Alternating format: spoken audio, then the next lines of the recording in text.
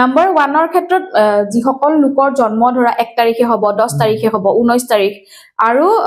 28 তাৰিখ এওঁলোকক নাম্বাৰ 1 বুলি কোৱা হয় আৰু নাম্বাৰ 1 টো ৰবি গ্ৰহৰ অধীনত থাকে গতিকে পাৱাৰ এটা থাকে কথা বতৰা তেওঁলোকৰ কথা প্ৰায় বহু মানুহে শুনে নাম্বাৰ 1 মোৰ হয় নেকি কোন তাৰিখ জন্ম তোমাৰ 1 তাৰিখ 1 এপ্ৰিল মানে এপ্ৰিল ফুল ডে সো 1 এপ্ৰিলত হয় মোৰো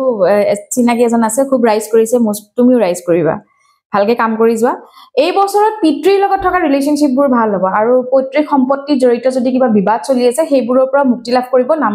নাম্বাৰ 1ৰ ব্যক্তিসকলে ৰাজনৈতিক দিশত থকা সকলৰ ক্ষেত্ৰত এইটো বছৰ ভালেই হ'ব নাম্বাৰ 1ৰ ক্ষেত্ৰত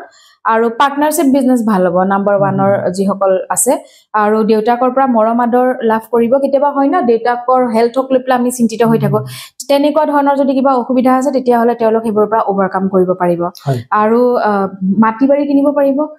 তাৰ পাছত যিকোনো ধৰণৰ স্থাৱৰ অস্থাৱৰ সম্পত্তি ক্ৰয়ৰ কাৰণে এইটো বছৰ ভাল হ'ব নাম্বাৰ 1ৰ সকলৰ কাৰণে সন্মান প্ৰাপ্তিৰো যোগ থাকিব এতিয়া ধৰক কেতিয়াবা হয় না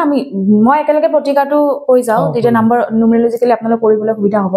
আমাৰ বছৰত দুটাকে নৱৰাত্ৰি পৰে গতিকে নাম্বাৰ 1ৰ যিসকল ব্যক্তি আছে তেওঁলোকে যদি নৱৰাত্ৰি পালন কৰিব নোৱাৰিলে বছৰত দুইটা নৱৰাত্ৰিতে যদি মাৰ নামত চাকি বন্তি জ্বলাব পাৰে বিশেষকৈ অষ্টমী নৱমী তিথিৰ দিনা তেতিয়া হলে তেওঁলোকৰ যিবোৰ বাধা আছে সেইবোৰ নাইকিয়া হৈ যাব